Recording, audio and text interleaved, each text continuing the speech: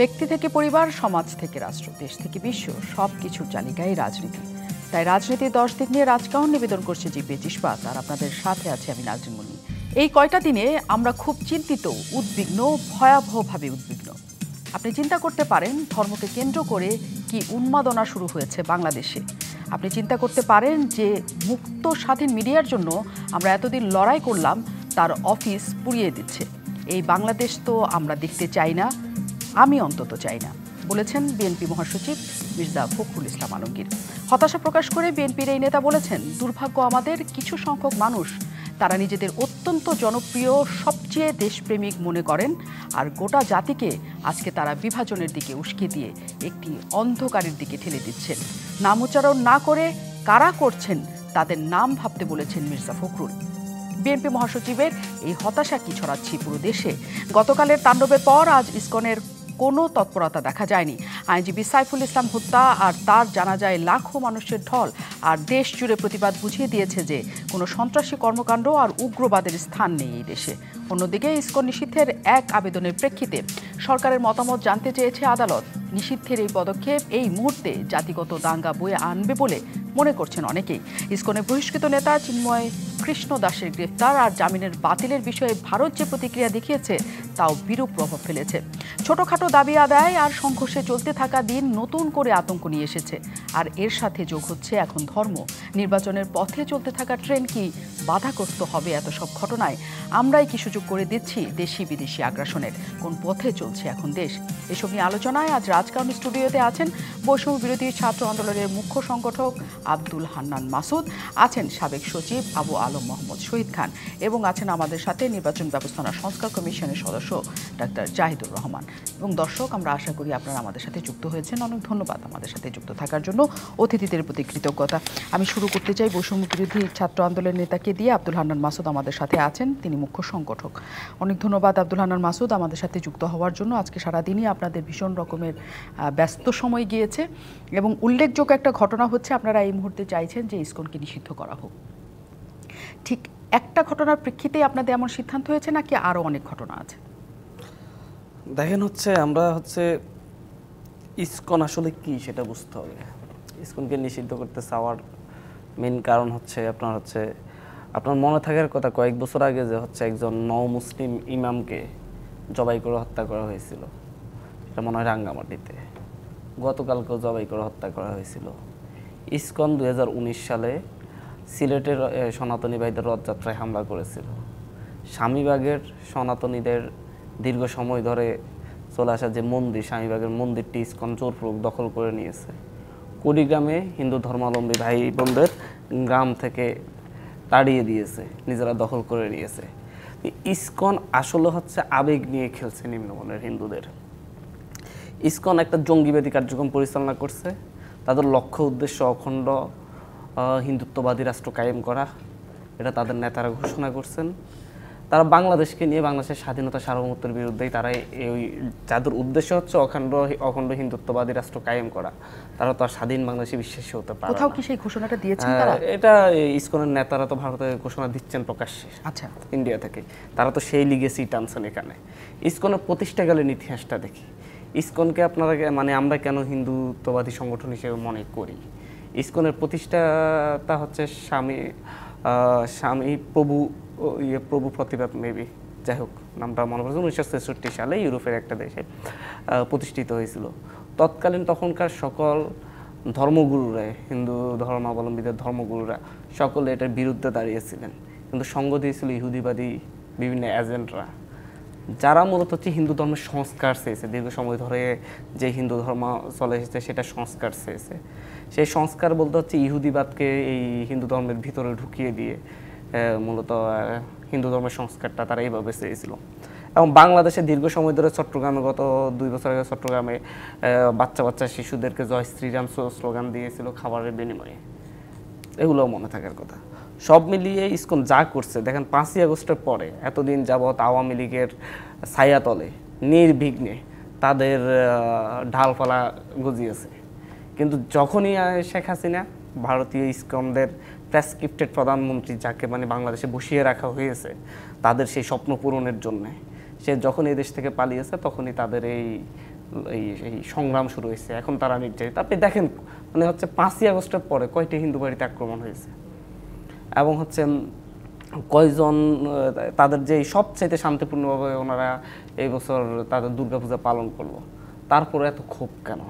তারপরও পশ্চিমে আপনার ভারতীয় মিডিয়াগুলো কি দেখাচ্ছে, বাংলাদেশি হিন্দুরা শান্তিতে নেই, তাদের বাড়িঘর ছাড়া করছে। আসলে কি তাই হচ্ছে? আপনারা মনে করছেন যে এই যে প্রপাগান্ডাগুলো তারা রাষ্ট্রের বিরুদ্ধে মানে ছড়াচ্ছে? আপনারা মনে করছেন যে এই প্রপাগান্ডাটা ইসকনের মাধ্যমে ভারত পর্যন্ত যাচ্ছে এবং বিশ্বব্যাপী ছড়াচ্ছে? এটা হচ্ছে, আমরা বলতে চাচ্ছি না, এটা আপনাদের মিডিয়ার মাধ্যমে আমরা দেখতে পাচ্ছি। তাহলে হচ্ছে যারা এই দেশকে মূলত বহির্বিশ্বে দেশের সম্মান বিনষ্ট করছে এবং এই দেশের সার্বভৌমত্ব যারা বিশ্বাস করে না, যারা স্বপ্ন দেখে একটা অখণ্ড ভারতে, তাদের কমেন্টগুলো পড়বেন, তাদের পোস্টগুলো দেখবেন ইসকনের উগ্রবাদীদের, তাহলেই বুঝতে পারবেন আসলে তারা কি এই দেশের স্বাধীনতা সার্বভৌমত্ব বিশ্বাস করে। আমরা মনে করি যারা এই দেশের সার্বভৌমত্ব বিশ্বাস করে না, তারা এই দেশে সেই হিসেবে উপস্থাপিত হতে পারবে না। হঠাৎ করে কেন এই প্রসঙ্গটা এলো? মানে ইসকন নেতা, সাবেক নেতা গ্রেফতার থেকে শুরু করে ইসকনকে নিষিদ্ধ করার ঘটনার পেছনে কি কোনো কারণ এই মুহূর্তে আছে? মানে এই মুহূর্তেই কেন এই ঘটনাটা? এই মুহূর্তে ঘটার কারণ হচ্ছে সে তো মানে হচ্ছে যে কোনো প্রোগ্রাম করে ভারত থেকে প্রেসক্রিপশন নিয়ে এসে বাংলাদেশে উস্কানি সৃষ্টি করছে, এবং এইরকম অনেক প্রমাণ গভর্নমেন্টের কাছে আছে বলে আমরা জানতে পেরেছি। গভর্নমেন্ট যার কারণে ধরেছে। আরেকটা বিষয় বলি যে হচ্ছে যখন আপনার এই যে চিন্ময় দাসকে অ্যারেস্ট করা হলো, তখন উপস্থাপন করা হলো যে সনাতনী নেতাকে অ্যারেস্ট করা হলো। আবার যখন হচ্ছে তার অনুসারীরা যখন প্রতিবাদ করে, সনাতন ধর্মের লোকজন প্রতিবাদ করে, এভাবে তুলে আনা হচ্ছে। কই আমি তো দেখি না যে হচ্ছে কোনো একজন মুসলিম নেতাকে, মামুনুল হককে অ্যারেস্ট করা হয়েছিল, মুসলিমরা প্রতিবাদ করছে, এভাবে তো হয় না।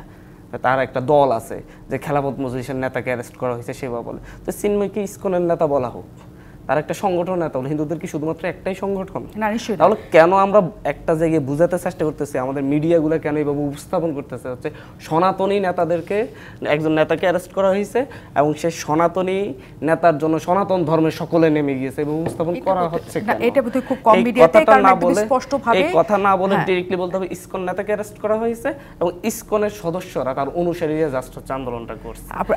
শেষ প্রশ্ন আপনার কাছে শুধু একটা রেখে, চিন্ময়ের বিরুদ্ধে মানে হচ্ছে এই দেশে বহু মানে হচ্ছে হাজারো সনাতনী ভাইয়েরা এই চিন্ময়ের বিরুদ্ধে লেখালেখি করছে অলরেডি, এবং তারা এর বিরুদ্ধে ওকে তার মানে এই মুহূর্তে একটা প্রোপাগান্ডা ছড়ানোর বিষয়টি এসছে, যা এই ইসকন নেতার মাধ্যমে, সাবেক বলা হচ্ছে কারণ তাকে ইসকন থেকে বহিষ্কার করা হয়েছে, তার মাধ্যমে করা হচ্ছে, যেটা ভারত নিচ্ছে তুলে, এবং ভারতও সেই ষড়যন্ত্রে লিপ্ত হচ্ছে। কাজে আপনাদের মনে হচ্ছে এই সময় ইসকনকে নিষিদ্ধ করাটা জরুরি। এটাই হচ্ছে সারসংক্ষেপ আপনার জায়গা থেকে। সর্বশেষ যে খবর হচ্ছে হাসনাত আব্দুল্লাহ এবং সাজিদ আলম ভাইকে হত্যা চেষ্টা করা হয়েছে। কারা বলেছেন? এই যে চট্টগ্রাম থেকে ফেরার পথে ট্রাক চাপা দিয়ে হত্যা চেষ্টা করা হয়েছে ওনাদেরকে, এবং হচ্ছে যে ট্রাকের ড্রাইভারকে অ্যারেস্ট করা হয়েছে, সেটা ধরা হয়েছে। সেই ট্রাকের ড্রাইভার বলছে সে ময়মনসিংহ থেকে কক্সবাজারে মাল খালাস করে ফেরত আসছিল। যে জায়গায় সে মাল খালাসের কথা বলছে সেই জায়গায় ওই ট্রাকটা মাল খালাস করেনি। মানে উদ্দেশ্যমূলকভাবেই যারা যেহেতু হচ্ছে ভারতের বিরুদ্ধে লড়াই করছে, ইয়ার বিরুদ্ধে লড়াই করছে, তাদেরকে হত্যা চেষ্টা করা হয়েছে এই জায়গায়। বাংলাদেশে যে কোনো সময় আমাদেরকে হত্যা করা। অনেক ধন্যবাদ। ডাক্তার জাহিদুর রহমান আমাদের সাথে আছেন, সদস্য নির্বাচন ব্যবস্থা সংস্কার কমিশন। নির্বাচন নিয়ে আমরা আজকে একটু পরে কথা বলতে পারবো নিশ্চয়ই, কিন্তু আপনার কাছে জানতে চাই যে পরিস্থিতি আসলে এই দেশে তৈরি হয়েছে হঠাৎ করেই, আমরা নানা ধরনের দাবি দেওয়ার মধ্যে ছিলাম, কিন্তু এই সাম্প্রদায়িক একটা ঘটনা হঠাৎ করে উদ্ভব হবে, আমাদের কারোর মাথার মধ্যে এই ঘটনা ছিল না। এই ঘটনা উদ্ভব হওয়াটার পেছনে আপনার কি মনে হয় যে মানে কারোর কোনো হাত ছিল না, এমনিতেই হয়ে গেছে, নাকি কিছু সিদ্ধান্ত এই ঘটনার উদ্ভব করেছে? আসলে ধন্যবাদ। মাথার মধ্যে আমার খানিকটা ছিল। আচ্ছা, কেন ছিল আমি সেটা এস্টাবলিশ করব। জি, তার আগে হান্নান যা বলছিলেন, এই জায়গায় আমার দু একটা কথা আছে অ্যাবাউট ইসকন। একটা প্রশ্ন যদি আমরা করি, চিন্ময় সাহেব কি ইসকনের নেতা? এই প্রশ্নটা কেন করছি, গত জুলাই মাসে তখনও কিন্তু শেখ হাসিনা ক্ষমতায়, তাকে বহিষ্কার করা হয়েছিল শৃঙ্খলা ভঙ্গের অভিযোগ। এই তথ্য এখন আমাদের সামনে আছে, কিন্তু এর মধ্যে আমরা একটা ঝামেলা বাঁধিয়েছে কেন্দ্রীয় ইসকন। তাকে গ্রেফতারের পর তারা একটা টুইট করেছেন, সেখানে তাকে ইসকনের নেতা হিসেবে পরিচয় দেওয়া হয়েছে। এবং শুধু তা না, মানে ভয়ঙ্কর কতগুলো ইশারা আছে। তারা তাদের জায়গা থেকে একটা সংগঠন হিসাবে যদি ইসকনের নেতা হয়ে থাকে, আমি বিতর্ক সরিয়ে রেখে বলছি, তারা সরকারের কাছে আহ্বান জানাতে পারতেন যে ওকে ছেড়ে দিন। ওটা লাস্ট প্যারাগ্রাফ। তার আগের প্যারাগ্রাফে তারা ভারত সরকারকে বলছেন, অনুরোধ করেছে বাংলাদেশের সাথে আলোচনায় বসার জন্য ভারত সরকারকে। ইসকন তো আমেরিকায় রেজিস্টার্ড একটা সংগঠন, ও তো ভারতীয় সংগঠন না, ও রাদার ভারতে এসছে তারপরে। সো এই অ্যালাইনমেন্টগুলো খেয়াল করব। এখন আমার দাবি হচ্ছে বাংলাদেশের যে ইসকন আছে তাদেরকে এই জিনিসটা ক্ল্যারিফাই করতে হবে জনাব চিন্ময় ইসকনের সদস্য কিনা, কারণ তারা বহিষ্কার করবেন বলছেন, কিন্তু যদি কেন্দ্রীয় ইসকন ভুল স্টেটমেন্ট দিয়ে থাকে, বাংলাদেশের ইসকনের উচিত হবে কেন্দ্রীয় ইসকনকে এটা জানানো যে উনি ইসকনের নেতা নন, এবং কেন্দ্রীয় ইসকনকে এটাকে তার প্রত্যাহার করতে হবে, কারণ আমরা ডিসইনফরমেশনের খেলা দেখছি। এটা একটা ডিসইনফরমেশন যদি জেনে শুনে তারা করে থাকেন। নাম্বার 2 হচ্ছে রয়টার্স ঘিরেও একটা কথা কিন্তু হলো যে আইনজীবী মারা গেছেন, তিনি নাকি জনাব চিন্ময়ের লয়ার ছিলেন, পরে সেটা প্রতিবাদের মুখে ডকুমেন্টের ভিত্তিতে তারা সেটা সরিয়ে নিয়েছেন। সো এই ঘটনাগুলো যখন ঘটছে আমাদের এই সতর্কতার জায়গা আছে, ফলে ইসকন এটার সাথে সরাসরি জড়িত। ইভেন মিস্টার চিন্ময় যদি ইসকনের নেতা হয়েও থাকতেন, বহিষ্কার নাও হয়ে থাকতেন, স্টিল একটা সংগঠনকে জড়ানোর আগে আমি মনে করি আরও খুব এক্সটেন্সিভ ইনভেস্টিগেশনের দরকার আছে, তারা সংগঠন হিসাবে আসলে এটাতে কিভাবে ইনভলভ ছিল বা ছিল না। এই জিনিসটা বলে আমি হিন্দু মুসলিম বা এ ধরনের একটা ধর্মভিত্তিক সাম্প্রদায়িক কিছু একটা করার চেষ্টা হবে, এটা আমার মাথায় ছিল। আমার মাথায় কেন ছিল, শেখ হাসিনা পালিয়ে যাওয়ার পর ডক্টর ইউনূস যখন দায়িত্ব নিলেন, খুব অল্প দিনের মধ্যে হিন্দু সম্প্রদায়ের মানুষ ঢাকায় অনেকগুলো বড় বড় সমাবেশ করলেন। অ্যাকিউট একটা সিচুয়েশনে কিছু কিছু জায়গায় ট্রুলি হিন্দু সম্প্রদায়ের মানুষের উপরে এবং তাদের প্রতিষ্ঠানের উপরে হামলা হয়েছে। এটা কি কারণে হামলা হয়েছে এটা নিয়ে আমাদের ডিবেট আছে। সেটা হচ্ছে এটা কি কমিউনাল নাকি এটা আসলে তারা একটা দল করে বলে। আমি একটু ক্ল্যারিফাই করি, দল করে বলে হিন্দু মুসলমান কারো উপরেই হামলা হতে পারে না, কিন্তু এই যে ন্যারেটিভ যে কমিউনাল ও হিন্দু হওয়ার কারণেই হামলা হয়েছে, এটা ভুল ন্যারেটিভ। আচ্ছা, নাম্বার 2 হচ্ছে পরবর্তীতে তারা এই মুহূর্তে তারা রাস্তায় আছেন 8 দফা দাবির জন্য।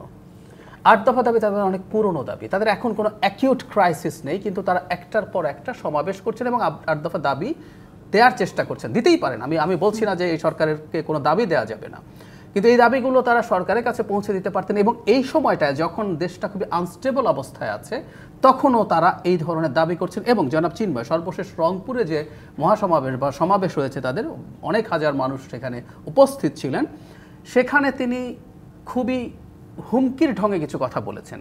যেমন ধরুন, উনি বলছেন হিন্দুদেরকে উচ্ছেদ করার কোনো চেষ্টা সফল হবে না, দেশে ডিজাস্টার হবে। হিন্দুদেরকে এই দেশ থেকে কেউ উচ্ছেদ করতে চাইছে আমার মনে হয় না। নাম্বার 2, তারা পথে পথে বাধার সম্মুখীন হয়েছেন বলে অভিযোগ করছেন, এবং আমি সরকারের কাছে দাবি করেছি আগেই যে এই জিনিসগুলো তদন্ত করে ব্যবস্থা নিতে হবে। কিন্তু এটা যদি হয় তাহলে বাংলাদেশ সিরিয়া, ইরাক কিংবা লিবিয়ার মতো হবে। এই তিনটাই হচ্ছে সিভিল ওয়ার দ্বারা এফেক্টেড কান্ট্রি। সো উনি যখন এই ধরনের মন্তব্য করেন, এই জিনিসগুলো আসলে খুব পজিটিভ শোনায় না। এখন আমরা মেলাবো বাংলাদেশে হিন্দু সম্প্রদায়কে নিয়ে প্রথম থেকেই ভারতের মিডিয়া সরিয়ে রাখে, ভারতের সরকারি স্টেটমেন্ট, জনাব মোদির টুইট এবং ডিসইনফরমেশনের টুইট, জনাব মোদি বাইডেনের সাথে কথা বলেছেন সেই টুইট, আমরা যাই ঘটুক না কেন। যেমন ধরুন, পূজার সময় তারা একটা অফিসিয়াল স্টেটমেন্ট, তাদের মিনিস্ট্রি অফ এক্সটার্নাল অ্যাফেয়ার্স মিয়া ওরা যে স্ট্যাটাস দিয়েছিল, সেখানেও খুব সাধারণ তুচ্ছ ঘটনাকে এক্সিজারেট করে, মানে আমি একটা উদাহরণ দিই, শাঁখারি বাজারে একটা পেট্রোল বোমা নিক্ষেপ করা হয়েছিল, এটা আমাদের পত্রিকাতে এসেছে, আপনি সার্চ করে দেখুন, ওই বোতলটা ভাঙেনি, কিন্তু তারা এখানে পেট্রোল বোমা নিক্ষেপ করা নিয়ে তীব্র, আমি আবারও বলছি, ভাঙেনি বলে পেট্রোল বোমা মারা জায়েজ হয় নাই, ভয়ঙ্কর কাজ, কিন্তু এটা নিয়ে তারা অত্যন্ত কঠিন ভাষায়, কঠোর ভাষায় স্টেটমেন্ট দিয়েছে। তার পরবর্তীতে যেখানেই যখন ঘটনা ঘটছে, তারা এই যে যেমন চিন্ময়কে নিয়ে যেটা হলো, সেখানেও তারা স্টেটমেন্ট দিয়েছে। ফলে আমরা দেখব হিন্দু সম্প্রদায়ের সাথে কিছু একটা ঘটছে, সাথে সাথে মিডিয়া তো আছে, মিডিয়ার কথা বাদই দিলাম, সরকারিভাবেও ভারত তার একটা ন্যারেটিভ তৈরি করার চেষ্টা করছে, এবং তাদের ন্যারেটিভটা খুব সিম্পল। প্রথম দিন থেকে তাদের ন্যারেটিভ ছিল শেখ হাসিনা যাওয়ার পর বাংলাদেশ জঙ্গিবাদীদের আখড়া হবে, এবং তাদের প্রধান চাপ গিয়ে পড়বে সংখ্যালঘু সম্প্রদায়, বিশেষ করে হিন্দু সম্প্রদায়ের উপর। এই ন্যারেটিভ তো সে প্রথম থেকে দিচ্ছে। নট অনলি দ্যাট, আমি একটু যোগ করি, গত নির্বাচনের আগে আমি ভারতের ইন্টেলিজেন্সিয়া এবং বিশেষ করে যারা মোদী সরকার এবং শেখ হাসিনা সরকারের পক্ষে কাজ করছিলেন, এদের অনেককে বলতে শুনেছি তারা শেখ হাসিনাকে সমর্থন করছেন না। তারা বলছেন যে উনি নির্বাচন ম্যানিপুলেট করেছেন, ওরা বলার চেষ্টা করেছে যে উনি করাপ্ট, উনি গুড গভর্নেন্স দেন নাই, কিন্তু শেখ হাসিনাকে রাখতে হবে, কারণ শেখ হাসিনা যদি ক্ষমতায় না থাকেন তাহলে বাংলাদেশ ইসলামিস্ট ফান্ডামেন্টালিজম। কিন্তু এইসব তো পুরনো খবর। ভারত যে এই ঘটনাগুলোর মধ্যে রিয়াকশন দেয়, ভারত যে মনে করে শেখ হাসিনা না থাকলে এখানে এই ঘটনার উদ্ভব হবে, এবং এই ঘটনা তো ক্রমান্বয়ে চলে আসছে। চলে আসার পরেও আমরা জানি যে এখানে একটা ন্যারেটিভ দাঁড় করানোর চেষ্টা করা হবে যে এখানে সংখ্যালঘুরা ভালো নেই, মানে সনাতনীরা ভালো নেই বা হিন্দু ধর্মের মানুষরা ভালো নেই। যখন এটা খুবই জোর জোরালো আকার ধারণ করার কথা, তখন একজন হিন্দু নেতাকে গ্রেফতার করা, যাকে সাবেক ইসকন নেতা বলা হচ্ছে, সেটি এই ঘটনাকে উস্কে দিয়ে ওই ঘটনাকে প্রতিষ্ঠা করা কিনা যে এই দেশে আসলে হিন্দুদের এক ধরনের নাজেহাল করা হচ্ছে? গুরুত্বপূর্ণ প্রশ্ন। আমি নিজেও এটা ভেবেছি, এবং অনেকে আমরা আলোচনা করেছি এটা একটা ভুল সিদ্ধান্ত ছিল কিনা। কারণ এখন স্টেটমেন্টে বলা হচ্ছে যিনি হিন্দু সম্প্রদায়ের অধিকার নিয়ে, কারণ অধিকার নিয়ে কাজ করছেন, ওনারা একটা প্ল্যাটফর্ম তৈরি করেছেন সনাতনী জাগরণী জোট, তার নেতা হিসাবে উনি আসলে এখন এখানে আছেন। সো এই অভিযোগ আসলে, এবং কি ওই যে ইসকনের যে কেন্দ্রীয় স্টেটমেন্ট সেটার মধ্যেও একই কথা আছে। সো এটা নিয়ে আমার আন্ডারস্ট্যান্ডিং যেটা, সেটা হচ্ছে সরকারের কাছে, এটা সরকারও জানে, সরকার না জানার কোনো কারণ নেই, এই ঝুঁকির কথা সেও বোঝে, কিন্তু সরকারের কাছে নিশ্চয়ই, এটা আমি বিশ্বাস করি যে এর চাইতে বেশি তথ্য আছে যে এই মুহূর্তে আরো সরকার ওজন দিয়েছে যে আমার কাছেও সেটা গতকাল থেকেই মনে হয়েছে যে হঠাৎ করে এই সিদ্ধান্ত নেওয়ার পেছনে নিশ্চিতভাবে সরকারের কাছে এমন কোনো তথ্য আছে যেটা রাষ্ট্রের জন্য ঝুঁকি তৈরি করছে। আমি অনেক ধন্যবাদ। আমি আর নিশ্চয়ই আসবো ডক্টর জাহিদুর রহমান। আবু আলম শহীদ খান আমাদের কাছে আছেন, তিনি সাবেক সচিব। অনেক ধন্যবাদ, আপনি আমাদের সাথে আজকে যুক্ত হয়েছেন, অনেকদিন পর আপনাকে আমরা পেলাম। যে পরিস্থিতি আসলে তৈরি হয়েছে আজকে, ইসকন নিষিদ্ধের পক্ষে সবাই কথা বলছেন এবং অনেক আমরা জানলাম কারণগুলি, কিন্তু এই পরিস্থিতিতে আসলে নিষিদ্ধ এই সাম্প্রদায়িক একটা দাঙ্গার প্রতি আমরা চলে যাব কিনা আপনার মনে হয়? দেখেন, নিষিদ্ধ এবং নির্মূল এই দুটো খুব পপুলার রিটরিক এখন পলিটিক্সে, এবং যখনই কিছু ঘটে ওকে নিষিদ্ধ করে দেই বা পারলে নির্মূল করে দেই। এবং এই যে খেলা, রাজনৈতিক খেলা, এটা তো নতুন না, এটা পতিত স্বৈরাচারী সরকার করেছিল, তো নিষিদ্ধ করেছিল। তো আমি ওখানে ফান্ডামেন্টালি মনে করি নিষিদ্ধ এবং নির্মূল কোনো বিষয়ের সমাধান না। মানে যখন আপনি গণতান্ত্রিক বিষয়ের চিন্তা করবেন, যখন আপনি বহুমতের চিন্তা করবেন, তখন যা হবে আলাপ আলোচনার ভিত্তিতেই আপনাকে এগুতে হবে এবং আপনি সেভাবে এগুবেন। তো সেভাবে না এগুলে নিষিদ্ধ করার ফলাফল কি হয় তার অনেক প্রমাণক আছে। এই প্রমাণক দিয়ে প্রমাণ করা যাবে যে এটা ভালো ফল কখনো বয়ে আনে না। সুতরাং আমি কোনো সংগঠন, কোনো কিছুকে নিষিদ্ধ করার ব্যাপারে আমার মতামত হচ্ছে যে না করাই সঙ্গত। আমি জাহিদের ওখান থেকে, জাহিদ স্টেক নেই, জাহিদ যেটা বললো যে আপনি তাকে জিজ্ঞাসা করলেন যে হঠাৎ করে গ্রেপ্তারের কারণ কী, তো এটা জাহিদকে ব্যাখ্যা করতে হবে কেন। সে ব্যাখ্যা করতেছে সরকারের কাছে নিশ্চয়ই কোনো কারণ আছে। এটা খুবই আমার কাছে একটু অবাক লাগে যখন জাহিদ ব্যাখ্যা করে। এটা তো সরকারকে ব্যাখ্যা করতে হবে, আপনার কাছে কী কী কারণ আছে ব্যাখ্যা করবে সরকার, স্বরাষ্ট্র মন্ত্রণালয়, পুলিশ, তাদেরকে ব্যাখ্যা করতে হবে। এবং আপনার ব্যাখ্যা থাকবে না নিশ্চয়ই কারণ আছে, এগুলো হলো স্বৈরাচারী মনোভাব। না, নিশ্চয়ই কারণ আছে, এগুলো হলো স্বৈরাচারী মার্কা ব্যাখ্যা। নিশ্চয়ই কারণ আছে, আপনি স্ট্রেট বলবেন আমার কাছে এই তথ্য আছে এবং জনগণকে আপনি জানাবেন। নিশ্চয়ই হান্নান সাহেবদের কাছে অনেক তথ্য আছে, তারাও জনগণকে জানাবেন, যিনি উনি অনেকগুলো কথা বলেছেন, কীভাবে ইসকন গঠন হলো, কী করেছে, কোথায় কোথায় কী করেছে, কয়েকটা ঘটনা। ওই যখন স্ট্যাটিস্টিক্যালি যখন বলবেন, ক্ষমতায় যারা থাকে তারা খুব স্ট্যাটিস্টিক্স নিয়ে খেলতে ভালোবাসে। আপনি যখন বলবেন এই নির্বাচনে, এই তো ভুয়া নির্বাচন, কয় জায়গায় ভুয়া নির্বাচন হয়েছে, কয়টা কেন্দ্র লুট হয়েছে, কয়টা কেন্দ্রে ঠিকমতো ভোট হয়নি, কোথায় কোথায় জাল ভোট দেওয়া হয়েছে, তখন বলে ও এখানে 10,000 কেন্দ্র ছিল, মাত্র 100টা কেন্দ্রে এই ঘটনা ঘটছে, পার্সেন্টেজ ওয়াইজ এটা 0.01%। তা আমরা তো ওই জায়গায় যেতে চাই না, ফেরত যেতে চাই না। আমরা পরিষ্কার কথাবার্তার মধ্যে থাকতে চাই, পরিষ্কারভাবে সব কিছু জানতে চাই। এবং আমাদের সাথে যারা খেলছে তারা হতে পারে ভালো খেলোয়াড়, আবার হতে পারে তারা বদ খেলোয়াড়। সুতরাং আপনি যে খেলাতে আছেন, রাজনীতি একটা খেলার মতো, আপনি যে খেলাতে আছেন বা রাষ্ট্র পরিচালনা করছেন, আপনি আপনাকে সবসময় পরিষ্কার রাখেন। আপনি এমন কিছু করবেন না, হঠাৎ করে আপনি এমন কিছু করবেন না যেটা আরও পরিস্থিতিকে উস্কে দেয়। এবং আমাদের তো দেশটা, বাংলাদেশ একটা ছোট্ট দেশ, আমাদের অবশ্যই স্বাধীনতা সার্বভৌমত্বের জন্য আমরা সবাই জান দিয়ে দিব, লড়াই করব আমাদের স্বাধীনতা সার্বভৌমত্ব রক্ষা করার জন্য। কিন্তু তার পাশাপাশি কার সাথে লড়াই করব, কখন লড়াই করব, কিভাবে লড়াই করব, কতটুকু পর্যন্ত লড়াই করা যাবে, সব কিছু বিবেচনা করেই আমাদের কর্মসূচি গ্রহণ করতে হবে, সব কিছু বিবেচনা করেই করতে হবে। যেমন ধরেন আজকে একটা খবর দেখলাম, কোনো একটা বিশ্ববিদ্যালয়, প্রকৌশল বিশ্ববিদ্যালয়, প্রকৌশল বিশ্ববিদ্যালয়ের গেটের মধ্যে আপনি একটা দেশের পতাকা অঙ্কন করে রাখছেন, সবাই যাতে পদদলিত করে যেতে পারে। তো এটা কি, হোয়াট ইজ দিস? আপনি প্রথম আলো অফিসের সামনে, প্রথম আলো নাকি ভারত প্রেমিক, এই ভারত প্রেম এবং বিদ্বেষ নিয়ে আসলে আমাদের ব্যাপক আলোচনা হওয়া উচিত, এবং সেটা নিয়ে আমরা জাতিগতভাবে আলাদা হয়ে যাচ্ছি। কিন্তু আপনি প্রথম আলোর অফিসের সামনে ও ভারত বিদ্বেষী, এই জন্য গরু জবাই করতে হবে। এবং আপনি ওখানে যাবেন, আপনি ওখানে অনেক নাটক করবেন সারাদিন ধরে, তারপরে পুলিশ আসতে হবে, সেনাবাহিনী আসতে হবে, আপনি এগুলো করবেন। এই দেশে এখন আপনি তো অনেক কথাই বলেন নেই, ইসকন বাদ দেন না, ইসকন ছাড়া গত 3-4 দিন আগে ঢাকা শহরে 8টা জায়গায়, আমাকে একজন লিখছে আজকে ঢাকা শহরে 8 জায়গায় খেলা হয়েছে। তো আমি বললাম কী খেলা হয়েছে, তখন সেই হিসাব দিল ওই যে সরহদ্দি কলেজ ভার্সেস মোল্লা কলেজ। সরহদ্দি কলেজ এবং কবি নজরুল কলেজের ছাত্ররা, এটা আমি আমার খুব ছোটবেলায় দেখতাম, পাড়ায় পাড়ায় তখন মারামারি হতো ডিক্লেয়ার করে। তো সরহদ্দি কলেজের তারা সেই ব্যবস্থায় গেছে কিনা এটা তো পরে আলোচনা। সরহদ্দি কলেজ এবং কবি নজরুল কলেজের ছাত্র যখন ডিক্লেয়ার করলো, আমরা ওই আরেকটা কলেজ, ওনার নাম কি যেন, ওই মোল্লা হাইবুর রহমান কলেজকে যে ধুলিসাৎ করে দেবো, আপনি ডিক্লেয়ার করবো, এবং তারা সেখান পর্যন্ত যেতে পারলো। তাহলে রাষ্ট্র কোথায় ছিল? রাষ্ট্র কোথায় ছিল? আপনি তাদের ঘোষণা আছে, তাদের ক্ষোভ বিক্ষোভ বেদনা থাকতে পারে, তাদের উপর আক্রমণ হয়েছে, মামলা হতে পারে, প্রশাসনিক ব্যবস্থা নিতে হবে, একটা সরকার আছে তো দেশে।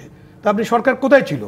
সরকার আর রাষ্ট্র কি এইরকম বিগত দিনের মতো ঘুমাতে থাকবে নাকি, এবং সবসময় এই ঘটনা ঘটবে? কালকে ঢাকা কলেজ ডিক্লেয়ার করবে আমরা সিটি কলেজকে ধুলিসাৎ করে দেবো, সিটি কলেজ ডিক্লেয়ার করবে আমরা অমুক কলেজকে, বিজ্ঞান কলেজকে ধুলিসাৎ করে দেবো, এটা কি? এবং সরকার ওখানে চুপচাপ থাকবে? আপনি তেজগাঁওতে দুই কলেজের মধ্যে মারামারি, এবং এই কথাটাই আসলে টানা যখন চলছে, তখন আমি যেটা দিয়ে শুরু করেছিলাম, মির্জা ফখরুল ইসলাম আলমগীর আজকে বলেছেন যে যারা নিজেদেরকে সবচেয়ে বেশি দেশপ্রেমিক মনে করে তারাই এই জাতিকে এখন বিভাজনে লিপ্ত। কিন্তু কারা, এই কথাটা তিনি বলেন নাই। তাদের চেহারা তো আপনি টিভিতে দেখা যায়, তাদের চেহারা, তাদের লেবাস, মানে না, এটা ভয়ের কারণ। নিশ্চয়ই আমি এই আলোচনাতে অবশ্যই ফিরতে চাই। কারা তারা যারা দেশকে এবং জাতিকে বিভাজিত করার ষড়যন্ত্র নেমেছে? বিরতির পর ফিরছি। অনেক ধন্যবাদ দর্শক আমাদের সাথে যুক্ত থাকার জন্য। আমরা অনেক কিছু শুনছিলাম এবং আব্দুল হান্নান মাসুদ আমাদের সাথে আছে। যে প্রশ্নটি আসলে রেখে যাচ্ছিলাম যে যাদের কথা আসলে মির্জা ফখরুল ইসলাম আলমগীর বলেছেন তিনি স্পষ্ট করেন নাই, কিন্তু আপনাদের কাছে কি এরকম কোনো, যে কারা আসলে এই জাতিকে বিভাজিত করতে চাচ্ছে? দেখেন হচ্ছে যেটা মির্জা ফখরুল ইসলাম আলমগীর স্যার বলেছেন সেটা তো আমি বলতে পারবো না। নিশ্চয়ই না। আপনাদের কি মনে হয় যে কেউ আসলে চাচ্ছে যে অবশ্যই এই জাতিকে বিভাজিত করার চেষ্টা করা হচ্ছে। 5ই আগস্ট আগ পর্যন্ত যখন হচ্ছে তখন থেকেই চেষ্টা শুরু হয়েছিল বিভাজিত করার, কিন্তু যেটা পারে নাই, পরবর্তীতে সেটা করার জন্য উঠে পড়ে লেগেছে। আপনাকে আমরা যদি এক্সাম্পল দিয়ে বলি, আমি জাস্ট হচ্ছে কিভাবে ঘটছে বিষয়গুলো আমি এটা বলতে পারি। যেমন ধরুন হচ্ছে আমাদের ছাত্ররা কিন্তু হচ্ছে যখন ঢাকা বিশ্ববিদ্যালয়ে হামলা হয়েছে, তখন এই দেশের সকল শিক্ষার্থীরা মনে করেছে তাদের উপর হামলা হয়েছে, এটাকে ওন করে তারা রাস্তায় নেমে এসেছে। ঢাকা কলেজকে যখন হচ্ছে ইডেন কলেজকে যখন হচ্ছে গেট অফ করে রেখেছে, বের হতে দিচ্ছে না, তখন ঢাকা কলেজ গিয়ে তাদেরকে উদ্ধার করে নিয়ে এসেছে। আবার সিটি কলেজ উপর যখন হামলা করেছে, ঢাকা কলেজ গিয়ে তাদেরকে উদ্ধার করেছে।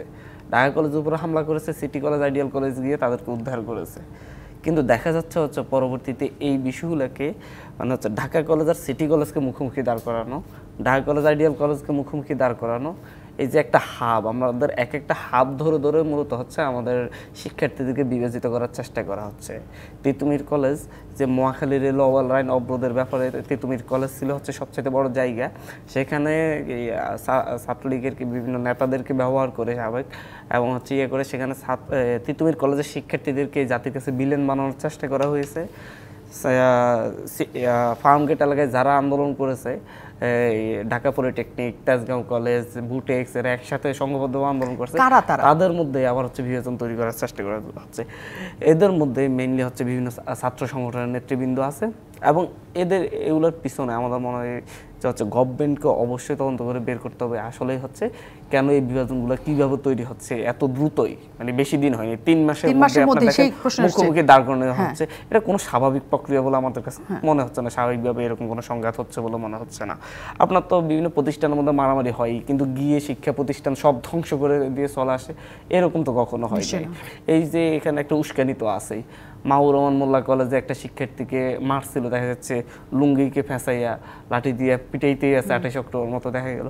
তাহলে এরা কোত্থেকে আসলো? গভর্নমেন্টের ইন্টেলিজেন্সের মারাত্মক দুর্বলতা আছে। যারা আগে হচ্ছে ইশারা ইঙ্গিতে কথা বললো, ফোনে কোথায় যাওয়ার কথা বলতেছে সেটা বের করে ফেলতো, এখন ইন্টেলিজেন্স মনে হয় যেন সব ভুলে গিয়েছে। ডিরেক্টলি ঘোষণা দিয়ে বলে যে হচ্ছে আমরা হামলা করবো, কিন্তু তাদেরকে আটকাতে পারছে না, তাদেরকে বিরুদ্ধে ব্যবস্থা নেওয়া হচ্ছে না। তো এইভাবে আসলে হচ্ছে প্রশাসনটাও আমাদের হচ্ছে ফ্যাসিস্ট মুক্ত হয়নি। আমাদের হচ্ছে শিক্ষা প্রতিষ্ঠানগুলোতে আমরা যেভাবে আমাদের কিন্তু প্রয়োজন ছিল হচ্ছে 5ই আগস্টের পরের তালিকা করে করে কোন কোন শিক্ষকগুলো হচ্ছে 3ই আগস্ট গণভবনে গিয়ে শেখ হাসিনাকে হত্যাকাণ্ডের লাইসেন্স দিয়ে এসেছিল, তাদেরকে বের করার জন্য আন্দোলনটা হওয়ার কথা ছিল। আমাদের আন্দোলনগুলো হওয়ার কথা ছিল সচিবালয়ে যারা হচ্ছে এতদিন পর্যন্ত শেখ হাসিনাকে সার্ভ করে আসছে সেই সকল সচিবদের, এদের বিরুদ্ধে আমাদের আন্দোলন হওয়ার কথা ছিল। আমাদের আন্দোলন করার কথা ছিল 4ই আগস্ট শিক্ষা ভবনের সামনে শিক্ষা অফিসার যেগুলো হচ্ছে রাস্তায় নেমে শেখ হাসিনার পক্ষে স্লোগান দিয়েছে, হত্যাকাণ্ডকে তারপরে আপনি কি বলতে চাচ্ছেন কিন্তু হচ্ছে সেটা না করে আমাদের নিজেদের মধ্যে একটা সংঘাত তৈরি করে দেওয়া হচ্ছে, যেটা আমরা পাই না। সংঘাত তৈরির পেছনে কি মানে কিছু নির্দিষ্ট ব্যক্তিবর্গ অবশ্যই আছে, ব্যক্তিবর্গ নাকি দল নাকি অন্য কিছু, মানে আপনাদের ধারণা কি সেটা কি বলা? এখানে একটা জিনিস মনে করি, গোষ্ঠী, কিছু গোষ্ঠীবদ্ধ চক্র এবং হচ্ছে কিছু ইনফ্লুয়েন্সার ব্যক্তি আছে যারা ইনফ্লুয়েন্স করতে পারে সমাজে, এবং এটা খুবই মানে হার্ট করে অনেককে, তাদের অনেক ভক্ত অনুরক্ত আছে। যখন আমরা বলি যে হচ্ছে ওনার দ্বারা এই ঘটনাটা ঘটেছে বা ওদের দ্বারা ঘটেছে, তখন আমাদেরকে খুব ভালোভাবে টার্গেট করা হয়। কিন্তু আসলে এই দেশের জন্য, আমাদের জন্য, আমরা জানি আমাদের এই যে যারা আমরা মূলত হচ্ছে দীর্ঘ লড়াইটা করতেছি এই দেশের সার্বভৌমত্বের জন্য, এই দেশের মানুষের অধিকারের জন্য, আমাদেরকে সর্বদিক থেকে টার্গেট করা হয়েছে। একদম একদম। এবং আজকে এটা খুব ভালোভাবে প্রমাণিত হয়েছে, যেহেতু হাসনাত এবং সার্জিসের গাড়িতে একটা দুর্ঘটনার কথা বলা হচ্ছে, কিন্তু নিশ্চয়ই হত্যার চেষ্টা করা হয়েছে। ডাক্তার জাহিদুর রহমান, আপনার কি মনে হয় আসলে যে এই বিভক্তি তৈরি কারা করছে, মানে কারা চাইছে আসলে যে এই পর্যায়ে দেশ চলে যাক? মানে ফ্রাস্ট্রেশনের জায়গাটা বলি, যেমন ধরুন আওয়ামী লীগ চেষ্টা করবে, হ্যাঁ করবে, স্বাভাবিক। ধরুন কলেজে ঝামেলা হচ্ছে, ওর মধ্যে ঢুকে পড়লাম, ঢুকে পড়ে ভেঙে করবেই, এটা করবেই। তারপরে কোনো জায়গায় হিন্দু সম্প্রদায়ের মানুষ হয়েছে, ওর মধ্যে ঢুকে তারা কোনো একটা অ্যাট্রোসিটির চেষ্টা করবে, ব্যাটারি চালিত রিক্সার, ঠিক আছে। মির্জা ফখরুল ইসলাম আলমগীর যেটা ইন্ডিকেট করেছেন, আমি যেটা বুঝলাম, ওনার বক্তব্যটা আমি শুনেছি, ই ওয়াজ সো ইমোশনাল, প্যাশনেট, ওনার বক্তব্য উনি ওন করে কথা বলছেন। সাম্প্রতিক সময় অ্যাপারেন্টলি শেখ হাসিনার বিরুদ্ধে রোল প্লে করা কিছু মানুষ, মানে এটাই ফ্রাস্ট্রেশনের জায়গা, যখন শেখ হাসিনা বিরোধীরা নিজেদের মধ্যে সংঘাত তৈরি করে, এবং সেটাকে সংঘাত বলছি, মানে দ্বিমত হতে পারে, কারণ একটা অভ্যুত্থান পরবর্তী পরিস্থিতিতে সারা পৃথিবীতে কম বেশি এই ধরনের গোলযোগ সমস্যা হয়, কারণ শেখ হাসিনা যেহেতু চলে গেছেন, এই দেশ কিভাবে পরিচালিত হবে, এই দেশে আমার ইডিওলজি থাকবে না আরেকজনের থাকবে, আমার কতটুকু থাকবে, এই ফাইটগুলো টু সাম এক্সটেন্ট হয়। এখন এগুলো সংঘাতের পর্যায়ে এবং ট্যাগ করার পর্যায়ে। আমি খোলাখুলি বলি, এখানে আবু আলম ভাই বলছেন যে ধরুন প্রথম আলোর অফিসের সামনে যা হলো, আমি এটাকে ক্রিটিক করেছি খুব স্ট্রংলি, আমি আমার ব্যক্তিগত মিডিয়াতে এটা নিয়ে কথা বলেছি, এবং আমি হাজার হাজার মন্তব্য, আমাকে অনেক কিছু বলে ফেলা হচ্ছে, অথচ আমি শেখ হাসিনার বিরুদ্ধে ফাইট করা ট্র্যাক রেকর্ড আছে বহু বছরের, 13-14 বছর একদম কনসিস্টেন্টলি। সো এই যে আপনি ট্যাগ করছেন, অন্য মানুষগুলোকে আদার করে দেওয়ার চেষ্টা করছেন, শুধুমাত্র আপনি এটা বলছেন এবং এটার সাথে আপনার দ্বিমত আছে বলে। সো এই ঘটনাটা আছে, এবং এই উস্কানির মাধ্যমে মানুষকে বিভক্ত করা কিন্তু ভয়ঙ্কর ব্যাপার, যে আপনার এটা আমি মানি না, এটা এই কারণে ঠিক হচ্ছে না, আপনি ভুল, fine, that's what democracy is. আমিও তাই বলছি যে আপনারা বলুন যে কেন, আপনার যুক্তিটা দিন। ইভেন আপনি কিছু বন্ধ করতেও যদি চেয়ে থাকেন, সেটা ঠিক হচ্ছে না বলারও রাইট কারো থাকবে। কিন্তু সাম্প্রতিক সময় এই ইস্যু সহ আরও কিছু ইস্যুতে এই ধরনের অ্যাগ্রেসিভ টোন, অ্যাগ্রেসিভ আক্রমণ শুরু হচ্ছে, যিনি ওটার সাথে ডিফার করবেন তাকেই টার্গেট করা হবে। আমি সিম্পলি বলছি, তাহলে এটা শেখ হাসিনার মতো হলো, উনি মনে করতেন কাউকে জঙ্গি ট্যাগ বা জামাত শিবির ট্যাগ দিলে তাকে হত্যাযোগ্য, তাকে নিধনযোগ্য, তাকে জেলে নেওয়ার যোগ্য সব কিছু করা যায়। এখন আপনি কতগুলো ট্যাগ নতুন করে যুক্ত করার চেষ্টা করছেন, ফ্যাসিবাদের দালাল, আপনি একই রকম ট্যাগ তৈরি করছেন, ভারতের দালাল করে আপনাকে যে কোনো কিছু করে ফেলা যেতে পারে। It's the same story. আমি আবারও দেখছি, এই কথাটা আমি খুব স্পষ্টভাবেই বলবো, এবং অ্যাপারেন্টলি কিছু মানুষ যারা শেখ হাসিনার সময় সেই বিরোধী ভূমিকাতেই ছিল, আজকে এই জিনিস আমি দেখতে পাচ্ছি, খুবই হার্মফুল ব্যাপার। নিশ্চয়ই, এবং এটা খুবই দুশ্চিন্তা সবার কাছে, আতঙ্করও একই সাথে। আবু আলম শহীদ খানের কাছে আসি, আপনার কাছে মন্তব্যটা কি আসলে, যে স্পষ্ট তাদের অবয়ব আমরা দেখতে পাই কিনা, আপনি যেটা নিয়ে করেছেন? না, তাদের স্পষ্ট অবয়ব তো সরকার বের করতে পারে, যেটা হান্নান অলরেডি বললো, যে আগে আকারে ইঙ্গিতে কথা বললেও বুঝে নিত এবং সেখানে হাজির হয়ে যেত প্রশাসন, পুলিশ, যাদের কাজ আইন শৃঙ্খলা রক্ষাকারী বাহিনী, কিন্তু তারা এখন এটা করছে না কেন? এটা তো বড় একটা কোশ্চেন। তার আগে বড় কোশ্চেন হওয়া উচিত যে আন্দোলনটা হয়েছিল, যে আন্দোলনে সারা দেশের ছাত্র জনতা অংশগ্রহণ করেছিল, যে আন্দোলনে ইডেন কলেজকে বাঁচাতে ঢাকা কলেজকে বাঁচাতে সিটি কলেজকে বাঁচাতে সাহায্য করতে আইডিয়াল কলেজ নেমে এসেছিল, তো সেই আন্দোলনের পরে এই যে বিভক্তি সৃষ্টি করা হচ্ছে, বিভক্তি তো সৃষ্টি করতেই পারে, যারা শক্তি অপশক্তি তারা চেষ্টা করবেই, স্বাভাবিক। এটা যে কোনো সরকার থাকলে সরকারের বিরোধী যারা তারা চেষ্টা করবে, এটা নতুন না, কিন্তু এটা 50 বছর আগে থেকে দেখেছি। আমার বয়স তো অনেক, তো 50 বছর আগে যখন মিছিল করতাম, তখন মৌলানা ভাসানীর মিছিলে ঢুকেই একটা আওয়াজ দিতাম যে শেখ মুজিবের পতন হোক, মৌলানা ভাসানী মিছিল, উনি কিন্তু ওটার জন্য ডাক দেননি, কিন্তু পল্টনে হাজির হয়ে যেতাম। তো এটা তো চলছে এবং এটা চলবে। এই জায়গাতে নেতৃবৃন্দ যারা আছেন, যারা যারা নেতৃত্ব দিয়েছেন, যারা পরিচালনা করছেন, তাদের রোলটা কিন্তু আমি খুব স্পষ্টভাবে দেখতে পাচ্ছি না। তারা তাদের দায় নিয়ে কথা বলুক আগে, তাদের দায় আছে তো। এই যে আবার যদি ফিরে যাই আমি, মোল্লা কলেজ ভার্সেস কবি নজরুল কলেজ এবং আপনার সরওয়ার্দী কলেজ, এবং ওখানে সেন্ট গ্রেগরিও তাদের উপরে আক্রমণ হয়েছে। তো এই জায়গায় এইখানে আমাদের নেতারা কেন গেলেন না? নেতারা যে কেন ছাত্রদের সাথে কথা বললেন না? এবং আমাদের নেতাদের কোনো ব্যর্থতা আছে কিনা, তাদের দায় আছে কিনা, ওনারা নিজেরা অ্যানালাইসিস করুক। ওখানকার শিক্ষকদের কোনো দায় আছে কিনা। আমি প্রিন্সিপালদেরকে এখন হুড়মুড় করে কাঁদতে দেখি। মোটা কথা যদি বলি, আপনি একটা তিতুমির কলেজে 40,000 45,000 ছাত্র, এটা কি ফিজিবল? এইভাবে কোনো শিক্ষালয় চলে? এটা কি একটা কলেজ, মহাবিদ্যালয়, বিশ্ববিদ্যালয় হতে পারে? ঢাকা বিশ্ববিদ্যালয়ে 42,000 ছাত্র, এইভাবে কি চলতে পারে একটা বিশ্ববিদ্যালয়? তো আপনার আসল জায়গায় তো আপনি কন্ট্রোল করবেন কাকে? অধিকাংশ ছাত্র ক্লাসে যায় না। আপনি কলেজে কলেজে অনার্স এবং মাস্টার্স খুলে দেওয়া হয়েছে, এটা কি মেধার বিকাশ হয়েছে? কি করে ছাত্ররা?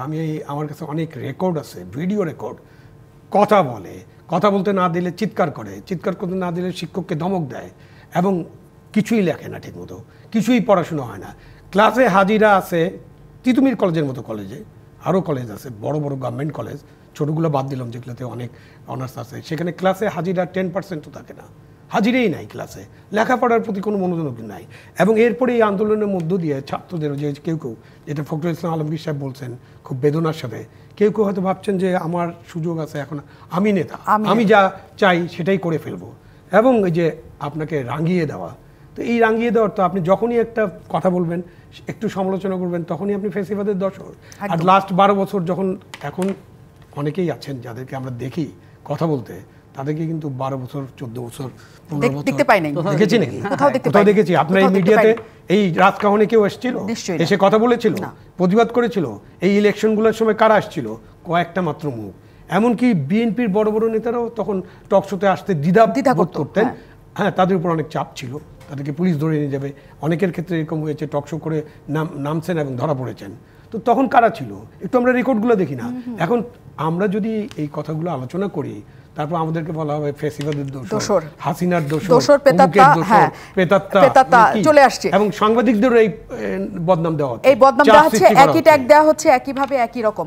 কিন্তু এই পরিস্থিতিতে যখন নিজের একটা ছোট ছোট ঘটনাগুলি আমরা সমাধানের ক্ষেত্রে সফল হচ্ছি না, তখন আমি যে শুরুর আলোচনাটা ছিলাম, সেখানে নিষিদ্ধের ঘটনা, সেটা আমরা আসলে শেষে সামাল দিতে পারবো কিনা। যদি শুধু ইসকনের ইস্যুতেই আসি, উইকিপিডিয়ার তথ্য মতে প্রায় 71টি মন্দির বাংলাদেশে, পুরো দেশ জুড়ে 71টি মন্দির ইসকনের টাকায় চলে। এটা অনেক কম সংখ্যাটা অনেক বেশি। শুধু মন্দিরের কথা আমি বললাম, বাকি তো সব কিছু আছেই। তাদের সবাইকে সামাল দেওয়া সম্ভব কিনা? আমরা একটু ছোট্ট সময়ে একটা বড় সিদ্ধান্ত নিয়ে কথা বলতে চাই, সেটা আব্দুল হান্নান মাসুদকে দিয়ে শুরু করি। 24 ঘন্টা সময় দিয়েছে আদালত ইসকনের ব্যাপারে সরকারি সিদ্ধান্ত জানানোর জন্য। আপনি কি মনে করেন যে এইটুকু সময়ের মধ্যে এটা একটা বড় সিদ্ধান্ত নেওয়ার মতো আসলে? আমি এখানে কিছু মনে করতে চাচ্ছি না, আমি মনে করতে চাচ্ছি এটার জন্য একটা সামাজিক আন্দোলন দরকার। আচ্ছা, ইসকন যে হচ্ছে আসলে হিন্দু ধর্মাবলম্বী ভাই বোনদের যে আবেগ নিয়ে খেলতেছে, তারা যে আসলে মূলত হচ্ছে হিন্দু ধর্মের, আমি যেই ওদের প্রতিষ্ঠাকালীন ইতিহাস যেটা বলছে, ওদের কাছে এগুলো তুলে ধরা দরকার। আসলে এরা কোন উদ্দেশ্যে প্রতিষ্ঠিত হয়েছে, কাদের মাধ্যমে প্রতিষ্ঠিত হয়েছে, হিন্দু ধর্মগুরুরা এটা ব্যাপারে কি বলে, এটা তুলে ধরা দরকার। আপনি আমরা নিষিদ্ধ করে দিলেই যে সে একেবারে সমাজ থেকে নাই হয়ে যাবে সেটা মনে করি না। তবে একটা জায়গায় করা যেতে পারে যে তারা যতগুলো মন্দির, সনাতনীদের মন্দির জোরপূর্বক দখল করে নিয়েছে ইসকনের সংগঠনটি, এগুলো উদ্ধার করে সনাতনীদের আগের যারা ছিল তাদের কাছে পৌঁছে দেওয়া দরকার। ধীরে ধীরে এদের অর্থনৈতিক যেই সেন্ট আছে এটা ভেঙে দেওয়া দরকার। কারণ হচ্ছে এরা মূলত দেশের সার্বভৌমত্বে বিশ্বাস করেন, এটা প্রমাণিত, এটা সবাই বুঝে। বাট হচ্ছে এই দেশকে যদি আপনি ওনই না করেন, তাহলে যে কোনো সংগঠন পরিচালনা করার ইয়ে নেই। কিন্তু এগুলোর জন্য সামাজিক আন্দোলন ছাড়া আসলে সাইডে সব কিছু নিষিদ্ধ করে দিয়ে এটাকে নিয়ন্ত্রণ করা টাফ হয়ে যাবে।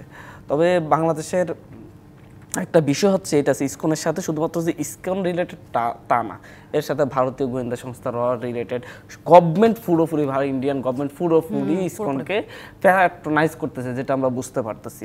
তো এখানে আমাদের যে একটা সামাজিক আন্দোলন এবং হচ্ছে রাষ্ট্রীয়ভাবে একটা জাতীয়তাবাদী যে আন্দোলনটা গড়ে উঠতেছে, যেটা হচ্ছে ভারত বিরোধী যে মনোভাবের, এটাকেই তারা হচ্ছে ইসকন নেতাদেরকে, হিন্দুবাদীদেরকে মুখোমুখি করে, হিন্দুত্ববাদীদেরকে মুখোমুখি করে এটাকে তারা ট্যাকেল দেওয়ার চেষ্টা করছে। তবে গতকালকে তারা যেভাবে মুখোমুখি দাঁড় করানোর চেষ্টা করেছে, এদেশের মানুষ সেটা ব্যর্থ করে। এই দেশের মানুষই আসলে সেটা। তবে একটা জায়গায় আমরা স্পষ্ট যে হচ্ছে আমাদের লড়াইটাই কিন্তু 5ই আগস্ট পর্যন্ত আমরা কিন্তু শেখ হাসিনার বিরুদ্ধে লড়াইটা করিনি। আমাদের লড়াইটা ছিল হচ্ছে দিল্লির বাংলার মসনদে বসে দেওয়া দিল্লির এক কৃতদাসের বিরুদ্ধে আমাদের লড়াই, যে কৃতদাসকে বাঁচিয়ে রাখার জন্য, যে কৃতদাসকে তার মসনদে রাখার জন্য দিল্লি নিজের সেনা পর্যন্ত পাঠিয়েছে বলে আমরা যতটুকু জানতে পেরেছি, যে হচ্ছে এদেরকে এয়ারপোর্ট দিয়ে পালিয়েছে। আমরা পুরোপুরি বাংলাদেশের মানুষ যে সীমানার কথা বলে বারবার বলা হয় যে দিল্লির বিরুদ্ধে লড়াই করা যাবে না, আসলে আমরা এটা সফল হয়েছি, এটা ধরে রাখবো আমরা কতটুকু। নিশ্চয়ই আমরা সেটা অবশ্যই সামনে নিশ্চয়ই অনেক সময় আসবে সেটা নিয়ে আরো কথা বলার জন্য। আমি ডাক্তার জাহিদুর রহমানের সাথে শুধু 2 লাইন চাই এই বিষয়ে, যে সিদ্ধান্তের ব্যাপারে। আর সিদ্ধান্তের ব্যাপারে আমি একটু খেয়াল করলাম, সেটা হচ্ছে আদালত আসলে জানতে চেয়েছেন 24 ঘন্টার মধ্যে ইসকন নিষিদ্ধের জন্য আবেদন করা হয়েছিল, ওখানে অ্যাটর্নি জেনারেল ছিলেন, তারা ব্যাখ্যা দেওয়ার চেষ্টা করেছেন।